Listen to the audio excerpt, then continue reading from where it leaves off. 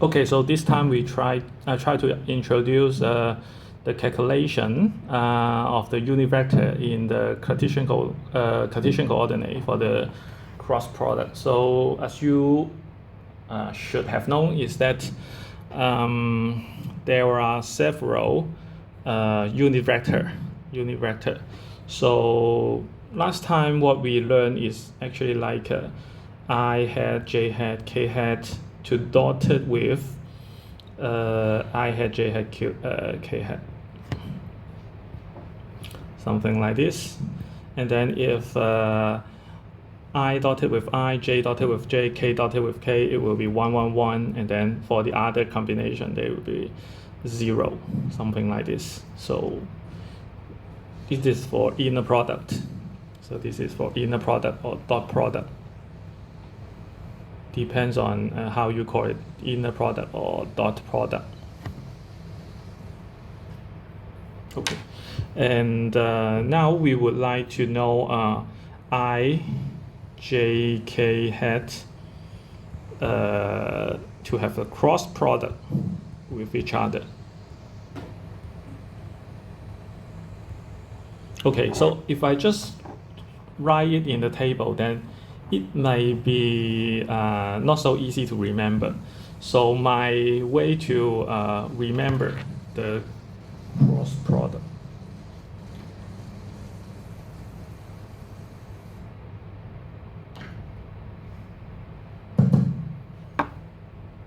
So I will try to write I, j, k hat like this.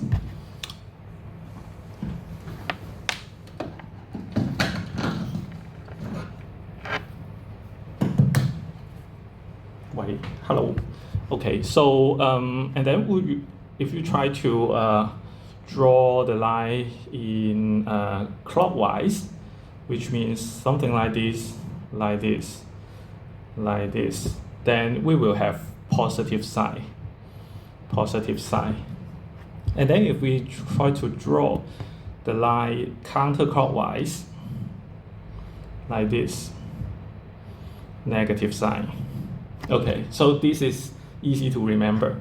And then the way we draw it like this is like, so maybe we try to, this is the first one.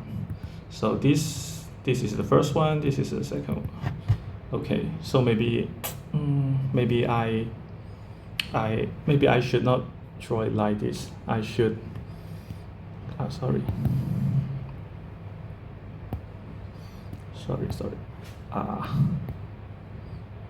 Maybe I just write it like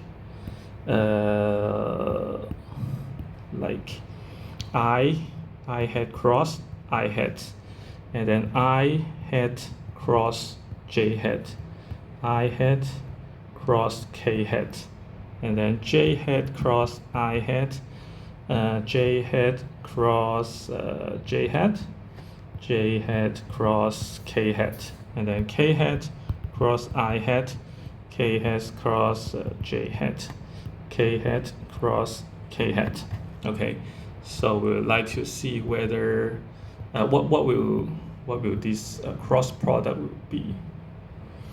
Okay, so here we have just say I, for example, this one is I cross j, or maybe I just start from this I cross I, j cross k, k cross k. So if they cross with itself, then it should be 0 vector. Okay, 0 vector.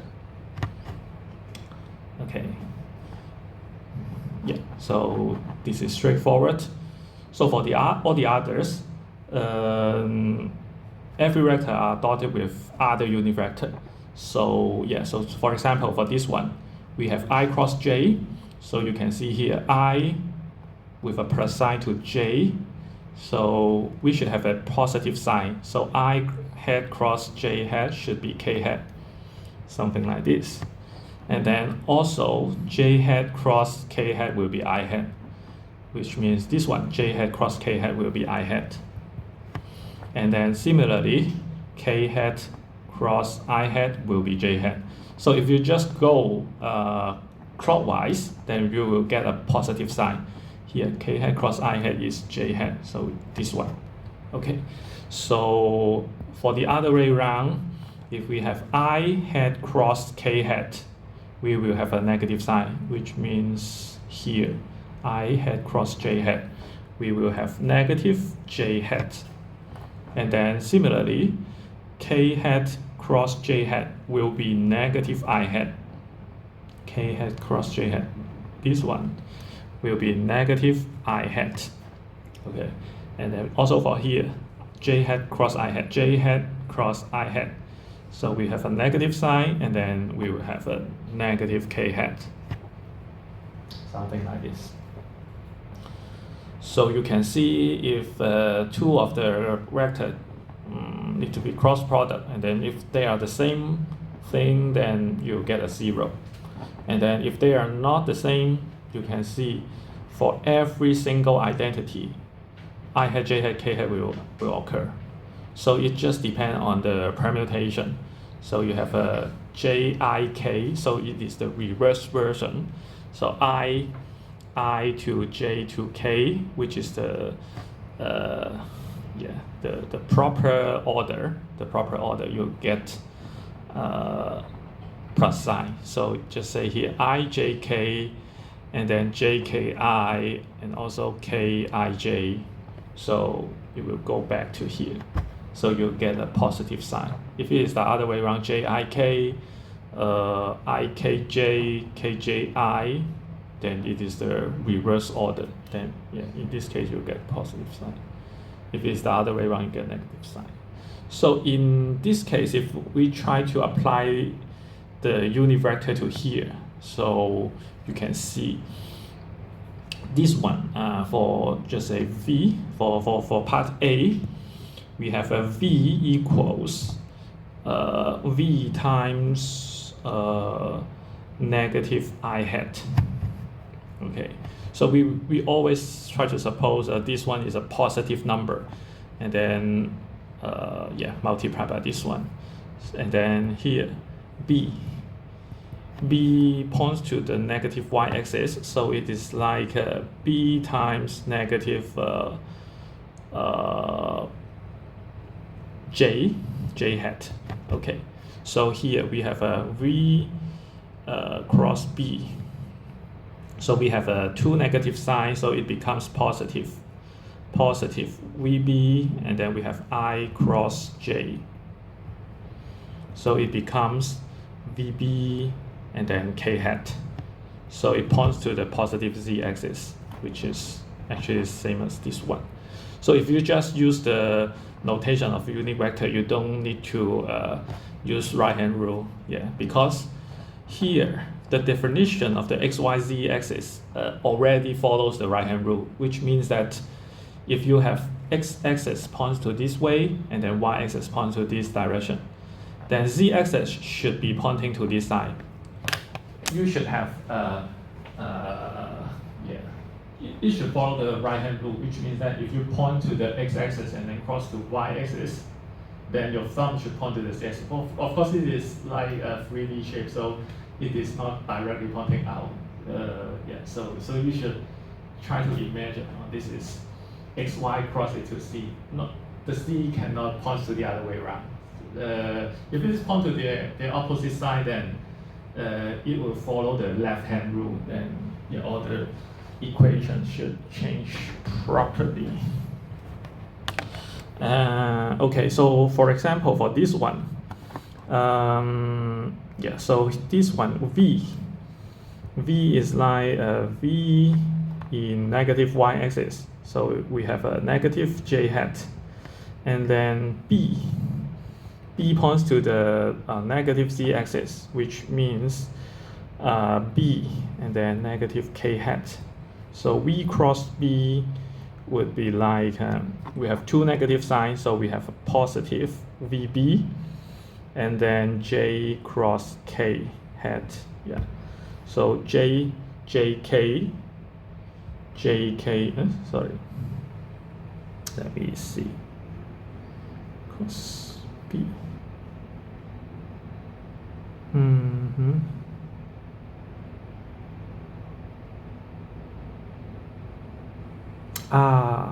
I forgot something. Actually, we also need to consider the polarity of the charge. So actually, it should be something like Q, Q. And here, this charge is a negative charge, so it should be like a negative QVB, and then we should have negative sign here. And then here we have J cross K. J cross K should be IJK should be a positive I, so it becomes negative VB I hat. So this one should be negative Z x-axis instead of a Z. So let's try to verify this one. This one should be like, okay, so maybe, so maybe last time I make a mistake too. Yeah, so just, yeah. Okay, so yeah. So okay, so let's see for part C. Yeah, so it is like none. So because they just point to the opposite sign, so which is nothing. So if I just follow it, so it will be like V equals V times negative J hat, and then B vector equals B times plus J hat. Okay, so here we have a negative charge, so we have a negative Q V cross B. So we have this negative sign, this negative sign. So we have QVB, and then we have a J cross J. So this is a zero vector, so it becomes a zero vector. Okay, so it should be something like this. So actually you can just use right-hand rule to determine the cross product, but yeah, and another way is to use the unit vector in the Cartesian coordinate. So of course during the quiz or exam, if you have time, then you can try both ways to see whether they match each other, and then if they match each other, then there will be higher possibility that you get it correct. Okay, so next we talk about the magnetic field lines. So we can represent magnetic field with field lines as we did for electric field, the direction of the, yeah. So it is something similar to the electric field line. The only difference is that this is the B field line, So yeah, so here you can see this is a magnet bar, or you can also refer it as the magnetic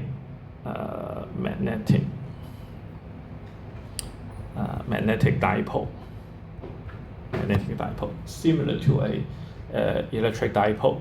But the point here is that for electric dipole, you can have a single charge, like a positive charge or a negative charge, exists independently. But for magnetic dipole, you cannot find a magnetic monopole.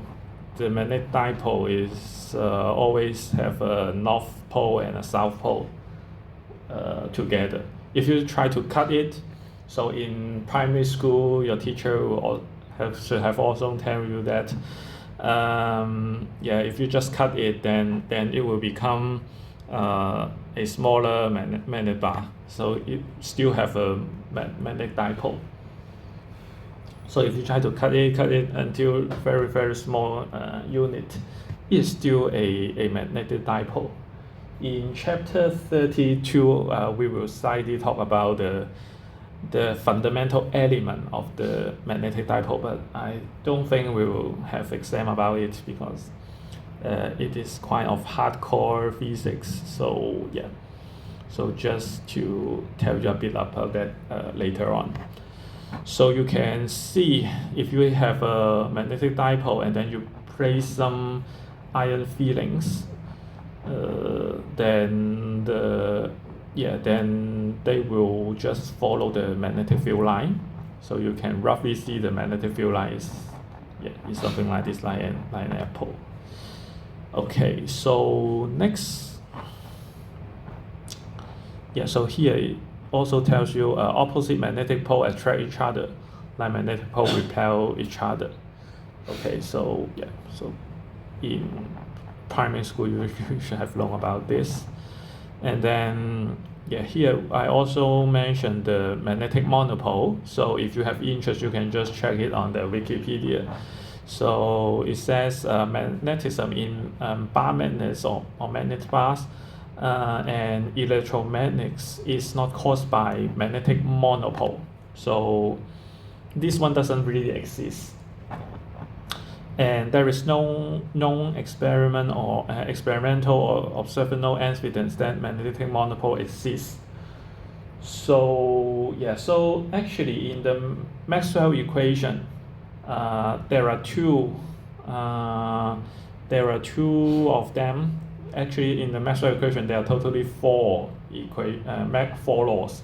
So two of them are also called Gauss law. One is for electricity, which you have learned in chapter 23, which is something like this: epsilon naught times surface integral of E dot dA equals Q enclosed.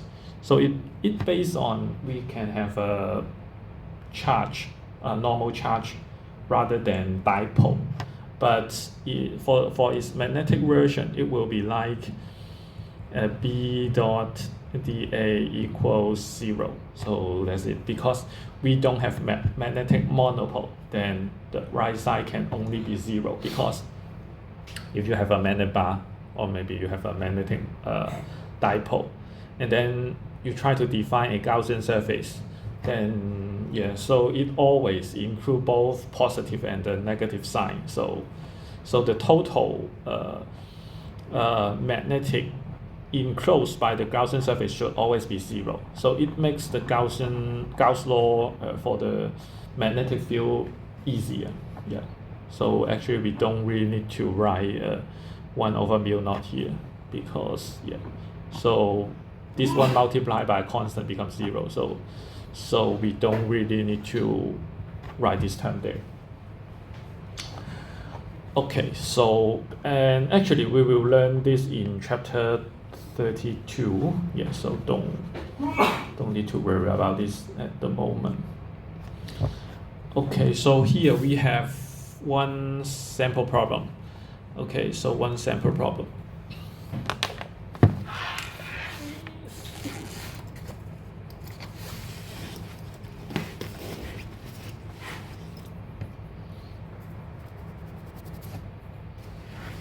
Okay, so here it says a uniform magnetic field B with magnitude 1.2 millitesla is directly vertically upward throughout the volume of a lab chamber. A proton with kinetic energy 5.3 mega eV. So I hope you can still remember this unit for the energy. Enters the chambers, moving horizontally from the south to north. What magnetic deflecting force acting on the proton as it enters the chamber? The proton mass is blah blah blah, neglect the Earth magnetic field. Okay, so here we have B field pointing out of the page. So all this green dot representing the B field is pointing out of the page, and you know, we also suppose it is uniform.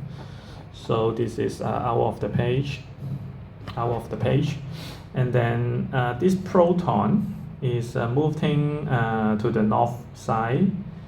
So there will be Lorentz force or magnetic force acting on this charge. So yeah, so here we try to determine. So yeah, so of course this figure already tells you that the force is pointed to the right side, but if you try to verify by itself, then you can use your finger pointing upward, which means follow the direction of the V, and then you try to cross it to the B, which is out of the page. Then your thumb will point to the right side, which is the FB, and of course the charge is positive. So V cross B has the same direction as FB. Okay, so here, actually, of course, we need to use FB equals QVB sine theta or sine phi. So first of all, we need to know the velocity or the speed. So yeah, so here we only know the kinetic energy. So in this case, we need to calculate the V by this equation 2k over m, because for the kinetic energy it should be 1/2 mv squared. So it's the classical kinetic energy. If it is for the relativistic kinetic energy, of course it will be different. It will be something like gamma minus 1 mc squared. Yeah, of course we will not cover the relativistic in this semester. So yeah, so we here only need to consider the classical kinetic energy. So here we have just move 2 to the right side, to the left side, and also move m to the left side, and then take the square root on both sides. We get a v. So here we have 2 times 5.3 mega eV. We need to convert it back to SI unit. So this is 5.3 times 10 to the 6th power, and then we should multiply it by 1.6 times 10 to minus 19 to convert it back to joule. Back to joule. So which means that 1.6 times 10 to minus 19 joule is 1 eV. Okay, I hope you can still remember, because I think we have already talked about it before. Okay, so and then the mass is 1.67 times 10 to minus 27, and then take the square root for the whole term. So this one will be 3.2 times 10 to the 7th power meter per second. Okay, so here we already have V, then we can plug it into F equals QVB sine of phi. So Q is 1.6 times 10 to minus 19. And then V is just this number times 3.2 times 10 to the 7th power, and then B is this one, 1.2 times 10 to minus 3rd power, and then sine of 90 degree, because they are perpendicular to each other. So we have a sine of 90 degree, which is 1. So finally, this number should be 6.1 times 10 to minus 15 Newton. Okay. So this is the magnetic deflecting force acting on the proton as it enters the chamber. So the path will be like this. This will be a parabola. Pausen. So yeah. So in this direction, it will be a constant speed movement, and then it will accelerate on this side. Accelerate on this side, because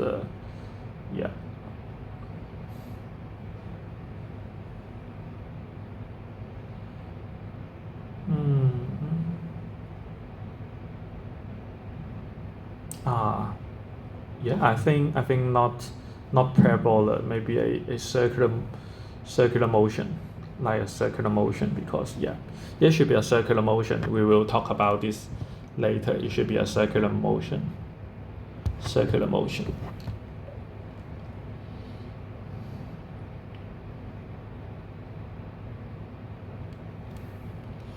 Actually, the question asks you to neglect the F magnetic field, and then you may ask, why we can neglect it. Actually, you can have some sense that this force will provide a acceleration for this charge. So let's see how large this acceleration is. Although this is not asked by the question, but you can still calculate it by the Newton's second law of motion. So if you just plug in 6.1 times 10 to minus 15, and then over 1.67 times 10 to minus 27.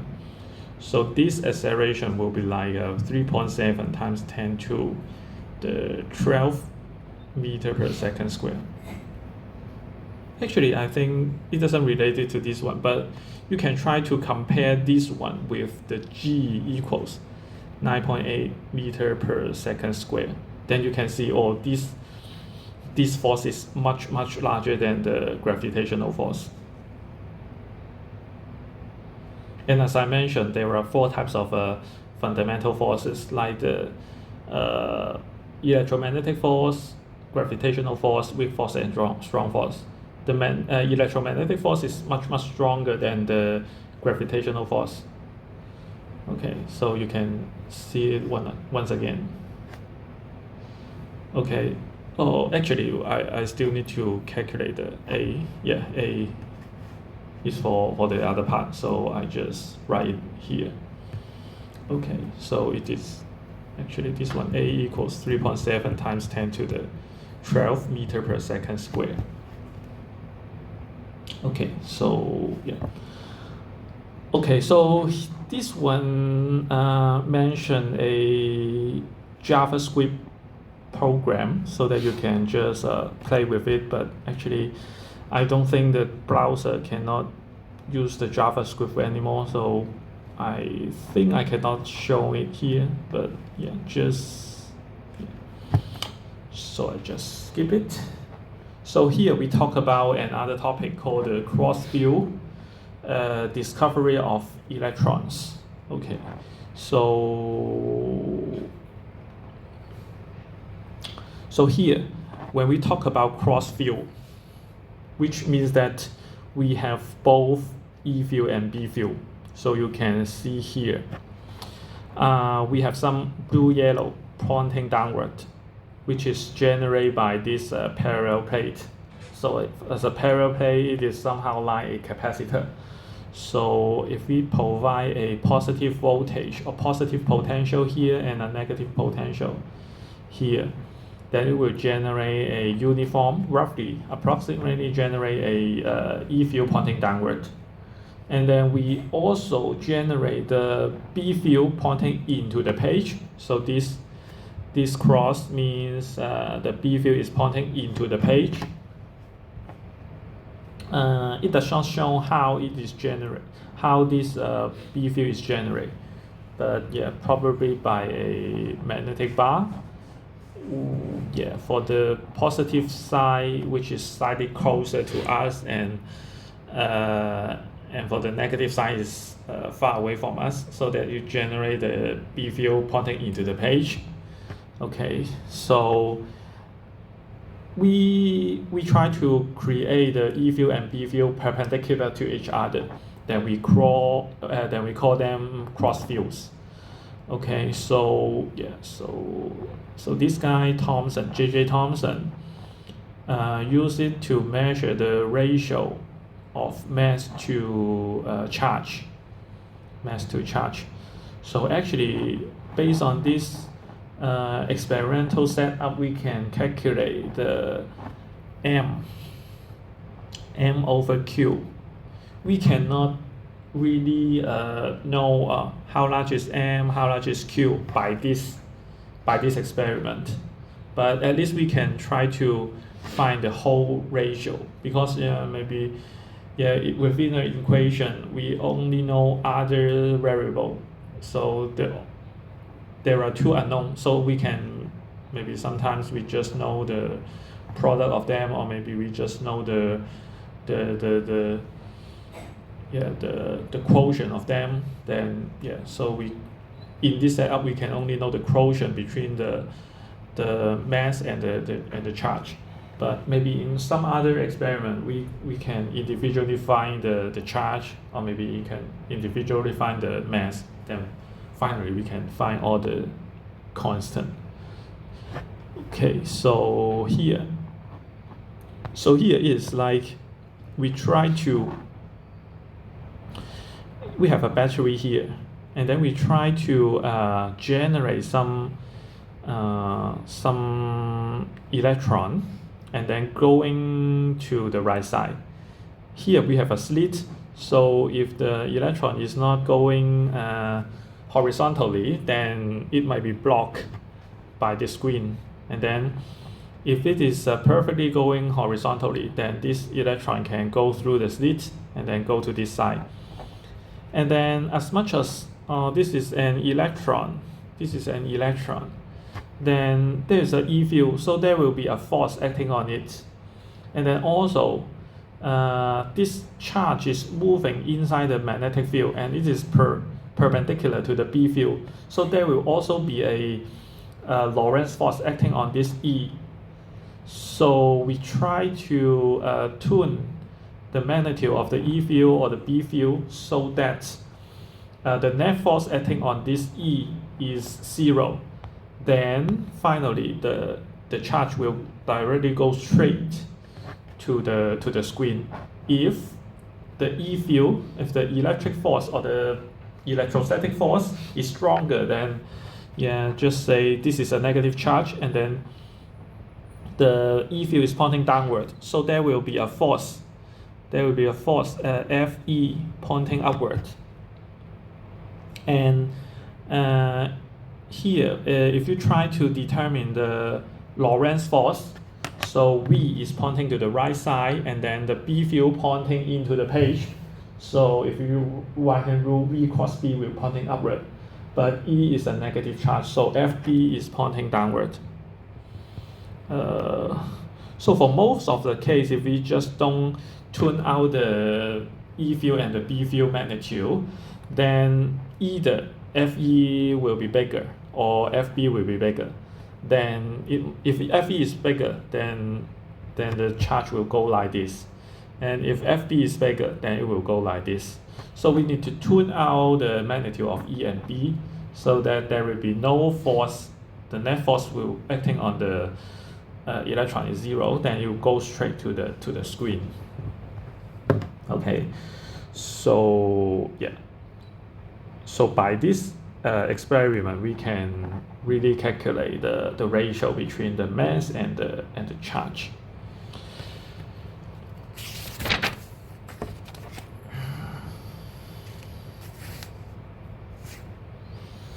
And here we also have another interesting experiment called the Hall effect.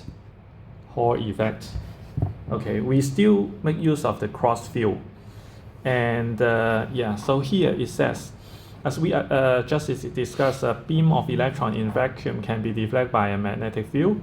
Can redrifting and conducting electron in a copper wires also be deflected by magnetic field? So here, this Hall effect, the interesting thing is that up till that moment, the physician doesn't know whether the moving charge is positive charge or negative charge. So the Hall effect allows us to find out whether the charge carrier in the conductor are positively or negatively charged. So of course I will try to explain it using the assumption that the moving charge is negative. And then finally I will just tell you if the moving charge is positive, what is the contradiction. So so let's talk about the so here we just assume. So we assume negative charge. Okay. So here is shown is that we have a wire. So we can just take a look at figure A first. So we have a wire, and then we assume the current is going downward. And here, if we assume the charge is negative, which means that there should be negative charge moving upward. If it is positive charge, it should be moving downward, but we'll talk about it later on. So here, we have negative charge moving upward.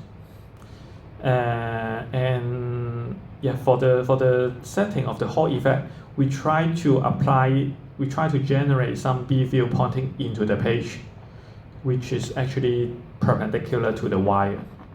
Okay, so in this case, the electron is moving in the magnetic field,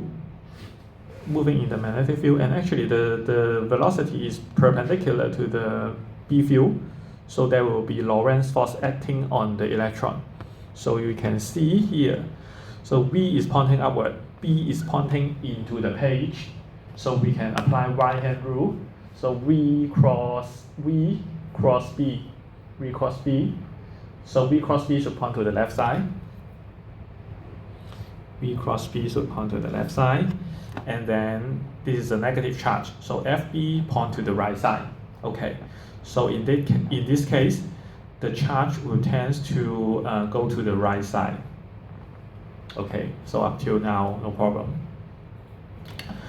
Okay. So in that case, more and more negative charge will be accumulated on the right side, but there is no excess charge on the wire.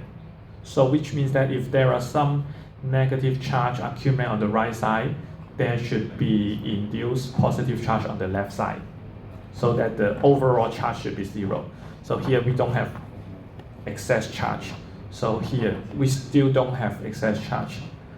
So in this case, there are positive charge on the left side and negative charge on the right side. These induced charges will generate an E field.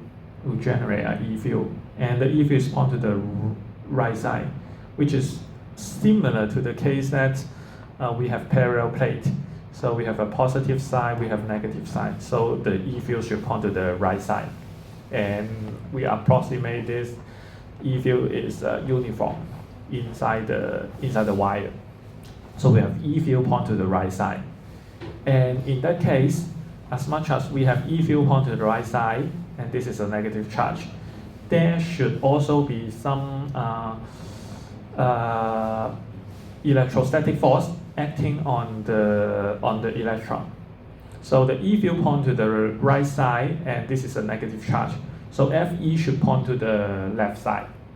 Fe should point to the left side. Okay, so in this case, this Fb wouldn't change because we assume the Vd should be a constant value. And then in that case, it will try to accumulate the negative charge on the right side. Okay, so which means that at the very beginning, the Fe will be weak. Fe will be weak because at the very beginning, there is not much charge, negative charge accumulated on the right side. But after the time goes on, then there will be more and more negative charge accumulated on the right side, which makes the E field stronger and stronger. And then in that case, Fe will become larger and larger until Fe is equal to Fb. So in that case, if Fe equals to Fb, then there will be the net charge, the net force acting on the charge will be 0. Then there will not be any more charge accumulated on the right side. So it becomes an equilibrium situation. And in that case, we can actually measure the potential difference between the left side and the right side. Okay, so this is how the Hall effect works. So yeah, so as time goes on, electron move to the right, and when a uniform magnetic field is applied to the conductor, blah blah blah. So the Hall effect potential difference V is set up across the strip, and actually we can measure this potential difference. So actually we can do some calculation based on this. So here we have the electric force on the charge carrier is balanced by the magnetic force Fb. So in that case, we have Fe equals Fb. So for Fe, it should be E times capital E. And for Fb, it should be E times V times B. Okay, so E and E will be cancelled. So we should have E equals VB. E equals VB. Okay, so which is actually this one. Or maybe we can use the subscript D there. So we have we have this one. And also we can measure the potential difference between between here and here. So we have the potential difference V. V equals E times D. D is the width. D is the width. D is the width of the wire. So V equals E times D because we assume the E field is uniform inside the wire. Okay, so in that case, we also have this equation. In chapter 26, we have J equals NE times VD. So we have VD equals J over NE, and then A is actually I over A. So we have a VD equals this expression. Then we can just substitute this one to here, and also we can have E equals V over D to here. So on the left side we have of course we can just cancel Q and Q. So on the left side we have a V over D equals VD is I over NEA and then times B. So finally we just move N to the left side, and then V over D to the right side, V over D to the right side. So we have V in the bottom, D on top. So maybe let's write it out. So we have N equals BI and then V D and then EA. Okay, so here we have L rather than A over D, which means that A is the cross section, and then D is the width. So L is the length. So we have L equals A over D. So we have a D over A. So we have a L in the denominator. So which means that equals BI over VLE. So one is L, one is E. Okay, so which is this thing. Okay, so and another equation we can make use of is we just make use of the first two. So here we have V equals ED, and actually E equals V times B. So we have VBD.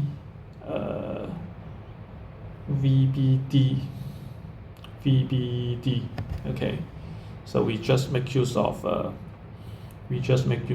E equals V times B, which is actually this one.